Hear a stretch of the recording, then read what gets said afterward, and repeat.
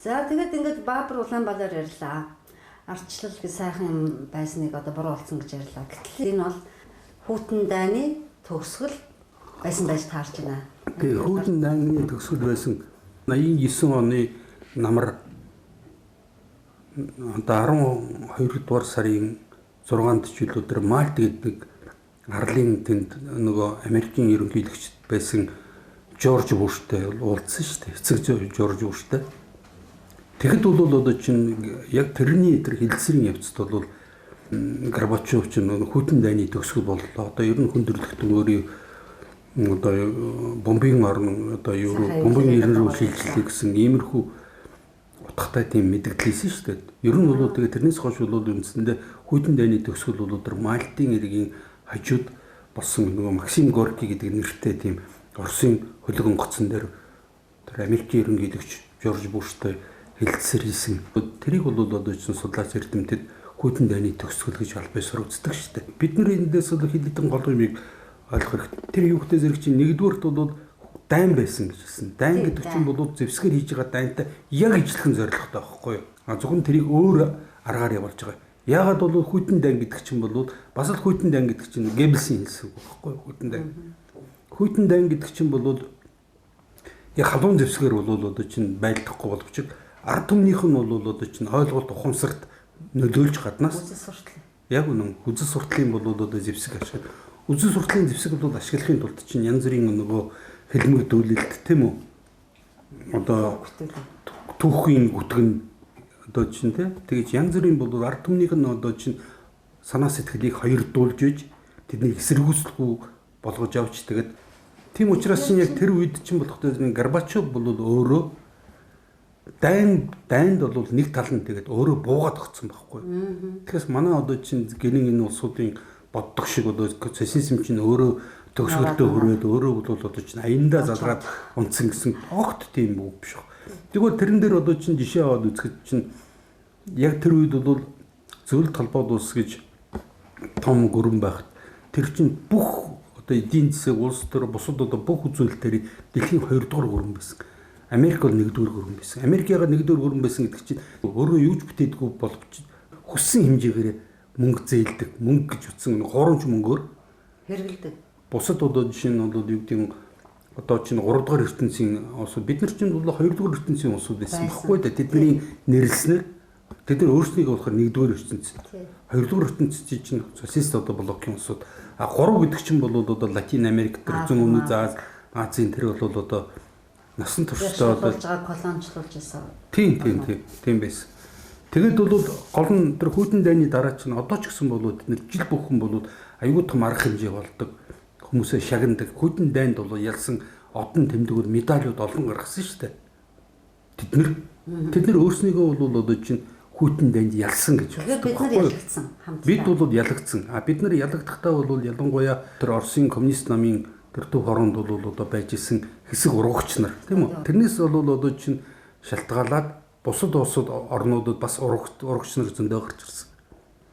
Тэгээд бол ялангуяа бол би энэ дээр нэг чухал зүйлийг бол хэлэхэд 1990 оны бол 3 сарын 8-нд төлөө тэнд чинь Оросын одоо зүгээс Оросын бас нэг дээд хэмжээний хүн ирсэн байхгүй. Тэрийг бол Александр Яковлев гэж хүн ирсэн. Манайд Сим ирсэн байхгүй. Симхэн ирсэн баг. Симхэн гэдэг чинь тухайн үеийн хэвлэлүүд юмнуудаар гарч ирсэн хэдий ч тэд нар яг ямар хүмүүстэй юу яригдсан гэдэг нь бол ямар болов шийдвэр хүрсэн гэдэг нь бол төдийлөн ягаагүй өнгөрсөн. Гэвч яг энэний чинь дараа болохдоо зэрэг чинь нөгөө Монгол Ардын Хувьсгалт намын урагч нар яг гарч ирсэн байхгүй. Тэр бол одоо Горбачевын талын хүн байсан. Горбачев ч 1985 оны хавар янз бүрийн махинацийн юугаар бол одоо чинь сонгогдлоо шүү дээ. Тэр чинь ердөө ганцхан хүний илүү саналаар сонгогдсон байхгүй юу? Тэгж гарч ирэнгүүтээ Горбачев чинь өөрийнх нь багийг бүрдүүлж гэлсэн байж байгаа. Гэхдээ тэрийг бол би ер нь зөвхөн тэр номнуудыг уншиж байгаад Горбачевт нөлөөлж исэн маш чухал юм нэг чинь Горбачевын эхнэр бол маш их нөлөөлсөн байхгүй юу? Раиса Максимовна Горбачева гэж юусэн те. Яг жинхэнэ овг нь бол Титаренко байхгүй да тэр чинь Украин байхгүй да болно. Эхнэр тэр авгаа бол одоо чинь манайх одоо чинь Орос эхнэрүүдийг их одоо шуналтай гэж ярьдаг тийм үү? Өгөөх ер нь Оросуудын ялангуяа болоод яг жинхэнэ Оросууд нь одоо ялангуяа Уралын нуранс нааш байж байгаа улсууд нь харьцангуй гайгүй шүү дээ. Ер нь хүн жирийн бидэн шиг л улсууд байж байгаа. Украин гэдэг чинь бол нөгөө Австри Венгрийн одоо чинь эзэнт гүрний юунд чинь өчнөө 100 жил бол болцсон. Тэдний бол одоо чинь хүрийн бүр шиг юм олон юмнууд нэгдсэн. Эхнэрийнхэн талаас маш их нөлөөс. Горбачев ч бол эхнэрийнхэн бол нөгөө одоо юу гэдэг Оросоор подкаблучник гэдэг шүү дээ. Одоо чинь эхнэрийнхэн өсгийн дор амьдардаг тийм байсан байхгүй юу? Нэг хоёрдугаар бол 1900 одоо чинь дэлхийн хоёрдугаар дайны дундуур бол 1942 онд чинь одоо нөгөө Горбачевын одоо чинь яг эцэг эхийнхэн амьдрын сууж исэн өөрийнх нь тэр амьдарч исэн тэр Ставрополийн одоо хязгаар гэж байгаа шүү дээ. Тэр бол Германы цэргүүдэд эзлэгдсэн байхгүй. Тэр одоо чинь тэр Крим одоо чинь тэр одоо Севастополь энэ гэдэг хотууд бол Германы фашистууд эзлэгдсэн байсан. Тэр үед өөрийнх нь тэр одоо дурталгалаар байж байгаа шүү дээ. Тэд нар чинь Германы офицеруудад нэг дахиад зулмалж өгдөг гэсэн гэж тий. Тэгээд тэр цагаас хойш ихлүүлээд Горбачевыг ерөнхийдөө судлаач нар үзэхдээ тэр цагаас эхлүүлээд одоо чинь Германы талын юунд орсон байна. Германы чинь нуус албан нь бол Айзенс групп гэж тийм бол одоо чинь Германы бүр тийм Устрийн цагдаагийн тийм үү Гестапогийн бол бүрэлдэхүүнд байсан ийм бол юм. Тэр цагаас эхлүүлж орж ирээд Горбачевын ямар нэгэн бол одоо чинь одоо юу гэдгийг элдв нүглүүд тэдний хийжсэн тэр юунуудыг нь л одоо чинь баталгаажуулаад авчиад Горбачевыг дахиж ашигласан байна гэсэн. Тэр бол байх бүрэн үндэстэй байхгүй даа. А 3 дугаар болохтой зэрэг чинь Горбачев маш их нөлөөсөн юм гэхдээ зэрэг чинь одоо Монголд ирсэн тэр Александр Яковлев гэж шүү дээ. Тэр бол одоо 1972 оноос 1983 он хүртэл бол Канадад 10 жил бол элчин сайдаар ажиллаж байсан. Тийм. Өөрөө бол Америк судлаач 1958-аас 59 онд бол Америкийн Колумбийн их сургуульд судалгааны ажлыг мэргэжилд ажиллах тийм бол курс явж исэн. Гэхдээ тэр үед ч бодохдоо зэрэг чинь ялангуяа тэр нэг Дэвид юу гэж байгаа Дэвид Трумэн гэж бүр коммунизмын эсрэг үзлээрээ бүр алдартай тийм нөхөр байсан байхгүй. Тэр хүн бол Америкийн нөгөө нэг одон ургалж үзлийн онол гэж байдаг шүү дээ. Тэрийг анх боловсруулсан тэр нөхөр байхгүй юу? Гол нь тэгээд тэр Яковлевийн тэр бүрэлдэхүүнд бол хамт Колумбийн их сургуулийн тэр мэргэжил курс сурж исэн тэр Калугин гэдэг нэг одоо чинь КГБ-ийн нэг генерал байгаа шүү дээ. Тэр дараа нь бол урвсан Америкт бол очсон байж байгаа шүү дээ. Энэ улсууд чинь бол яг тэр үеэс эхлүүлээд бэлтгэгдсэн байхгүй даа болно. Тэгээд тэрний чинь дараа болохтой зэрэг бол нөгөө 72 онд бол Канадад очсон. Канадад бол очихдоо бол ялангуяа тэр Америкийн тагнуулын төв газрын нөхдүүдтэй бол маш их одоо чинь уулздаг тийм үү? Ил талд бол олон цагаар бол тэднэртэй уулздаг. Тэднэртэй бол янз бүрийн Канадын одоо ялангуяа одоо нөгөө ерөнхий сайд байсан улсуудтай бол одоо чинь уулзч байна гэсэн маш олон мэдээллүүд тэр үеийн тэр одоо Андропов одоо тий Андропов ч бол одоо Брежневийн дараа гарч ирсэн тэр чинь одоо юу гэдэг КГБ-гийн дарга байсан шүү дээ. КГБ гэдэг чинь бол одоо нийгмийн авьяас хамгаалахын хороо гэж байсан. Тэрний дарга. Тэр үедээс намын ажилтан хүн цорын ганц удаа анх удаа тэр чинь бол тийм тусгай мэрэгжлийн байгууллагын дарга болсон байхгүй юу? Ер нь бол одоо чинь энийг хэрвээ урагш нь бол ярьд юм бол тэр Хрущевийн үүсгэлүүлээд эн чинь намыг өрдөөс төрийн дээр гаргаад байсан байхгүй юу? Хрущевийн хийсэн хамгийн гол одоо юу гэдэг том нүглүүдийн нэг нь хэрвээ жагсаад юм бол нэг нь Америкт орохоор үндсэндээ бол Сталин ялангуяа бол дэлхийн 2 дугаар дайны дараа нам гэдэг бол түүхэн үүргээ гүйцэтгэлээ. Одоо бол зөвлөлтийн байгууллага. Зөвлөлт гэдэг чинь бол зөвлөлүүд байхгүй. Зөвлөдөж асуудлыг ямар нэгэн асуудлыг хоорондоо зөвлөдөж хамтын шийдвэр гаргадаг.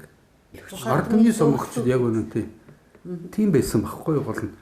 Тэгэхэд энэ хүн бол одоо тэнд очиж явахцаа мэдээж бол тодорхой хэмжээний 10 жил бол одоо чинь тэнд урд нь бүр 50 хэдэн 58 59 онуудад Колумбийн их сургуульд бол одоо чинь юу хийсэн. Тийм учраас эндээс бид нар сургамж авах хэрэгтэй байхгүй юу? Ер нь бол одоо чинь баруунд бол яаж чинь гэсэн улсууд одоо юу гэдгийг миний зүгээр бодож байгаа хэр тэндээс сэвэрхэн гарах ямар ч боломж тэр чинь тагнуулын тусгай байгууллага чамайг зориулдвал бол одоо ямар нэгэн нүгэл одоо нүгэлгээд хэлчихээ зүгээр тийм болохгүй бодохгүй янз бүрийн одоо асуудал чамайг зориуд тутахчаад тэр чинь бол баримтчуудад авчдаг байхгүй. Тэгээ дараа нь энүүгээр чинь бол хүмүүсийг одоо чинь янз бүрийн байдлаар бол зарлан барилна гэсэн байдлаар бол хүмүүсийг зарладаг. Тэгээд тэр өөрийнх нь зорилгод үйлчлүүлдэг. Хоёрдугаарт бол одоо чинь Сталиний үед бол одоо чинь ялангуяа тэр барууныг бол судалгаа бол маш их хүчтэй явж исэн. Сталинаас хойш бол тэр судалгаа бүрэн байхгүй болсон байхгүй. Тэд нар чи ердөөс барууныг судлах байсан байхгүй. Энэ капитализм гэдэг юм чинь судалгаа огт болсон. Тийм бол үйл явдлууд бол болоод. Тэгээд тэр Яковлев Монголд ирээд. Яковлев бол Монголд ирээд бол одоо чинь энэ өөрийнх нь элчин сайдын яам манай бол одоо чинь нам төрийн удирдлагатай бол уулзсан байхгүй. Тэгээд үндсэндээ бол тэд нар ямар гол юмнуудыг мэдээж олон асуудлуудыг ярьсан. Би энэ олон асуудлуудыг ярьсан гэдэг чинь ялангуяа Яковлев чинь бол тэр нэг Балторчмын тэр 3 улс Эстон, Латвия, Литва энэ улсуудаар мөн бол Молдав гэсэн ийм өрөвийн талдаа болсон шүү дээ ер нь. Ийм талдаа очиж бол ялангуяа тэгээд тэр Польшийн бол одоо улсуудтай ч гэсэн бол их хоорондоо холбоод. Тэгээд ер нь хамгийн гол нь өөрийнхөө юун дээр бол одоо дуртгал дээр хэлсэн байж байгаа шүү дээ. Би бол одоо чинь анх одоо перестройкын үед бол бид нар маш олон юм дээр бол худлаа ярьж исэн. Маш олон одоо чинь юм дээр хоёр нүур гаргаж исэн. Залдиж исэн. Гэхдээ бид нар бол одоо чинь энэ коммунизм гэдэг энэ гэмт одоо энэ дэглэмийг устгахын төлөө байсан гэж. Тэр чинь бүр зорилго нь тодорхой. Зорилго нь тодорхой байхгүй. Тийм хүнийг бол тэр бол үндсэндээ Горбачевын толгойг барьж исэн байхгүй гол нь. А тэрний дараа бол мэдээж Горбачевыг нөгөө тэр Беловежскийн бол одоо хуйлдаан гэж ярьдаг. Беларусь бол одоо Белорусын тэр нөгөө коммунист намын ерөнхий нарийн бичгийн даргуулсан Шушкевич гэж байсан. Украины бол одоо анхны эргэж Кравчук контрсэн шүү дээ. Кравчук гэж байсан тийм одоо чинь санжиг бол та нарын. Тийм нэрийн санж. Тэд нар чинь бол одоо чинь Беловежскийн одоо чинь хуйлдаанаар тэр зөвлөлт холбоот ус гэдэг ус тарж ийн гэсэн ийм бол хууль бус тийм хэсэг бүлэг улсууд ийм одоо чинь гэрээ гэсэн нэг юм цаас үлдэхгүй юу. Тэгээд тэр чинь бол үндсэндээ зөвлөлтийн задарлын бол үндсэндээ эцсийн одоо тэр шатнд тэгж эхэлсэн байхгүй. А тэрнээс өмнө бол 1989 оны тэр эцэг бүштэй уулзах уулзалтан дээр чинь бол үндсэндээ дайн дууслаа гэж зарлаа. Тэгээ нэгдүгээр, хоёрдугаарт бол энэ дайн дууснаар бол хүн төрөлхтөн бол одоо бусад улс орнууд бол одоо чинь одоо бусад улс орнуудын дотоод хэрэгт бол бид нар ямар нэгэн байдлаар оролцуулахгүй гэж дипломат хэлээр хэлж байгаа боловч одоо чинь бусад социалист байсан орнуудын дотор бол одоо чинь Америкийн, Английн одоо энэ барууны тавилуулын байгууллагаас явж байгаа улсуудад ямар нэгэн талаар бид нар оролцохгүй. Тэднэрт хаяж өгж байгаа байхгүй гол нь. Болгож байна уу тэр чинь хаяж өгж шүү дээ гол нь. Дэлхийн бол одоо чинь тийм учраас чинь бол манай энэ процессыг эхэлсэн баг. Тэгээд манайхан өөрөөр явах боломжтой л байсан. Тэглгүй явах юм бэ? Гол нь тэглгүй явах юм. Бид яд ийм Америк одоо чинь Казахстан шиг явж болох байсан. Казахстан шиг явж болох байсан. Баабар бол одоо чинь яриад байгаа юм. Бид нар чинь одоо чинь сонгуулийн хууль чинь ердөөсөө одоо чинь дөрвөн улс бол одоо сонгуулийн одоо тэр мажоритар тогтолцооны нэг хэрэглэгдэх чинь гурван англи-саксон улсууд байгаа байхгүй даа. Тэгээд бол ганцхан Монгол хажуудалтай байж байгаа. Энэ олон бусад улсуудын эрдэмтэн судлаачид бол Монгол шиг ийм бол аимшигтай бол ингэж либерал одоо чинь тэнийг юм хийгээгүй гэж тэд нар бүр натлсан байдаг шүү дээ тэр чинь. Тийм байхгүй даа гол нь.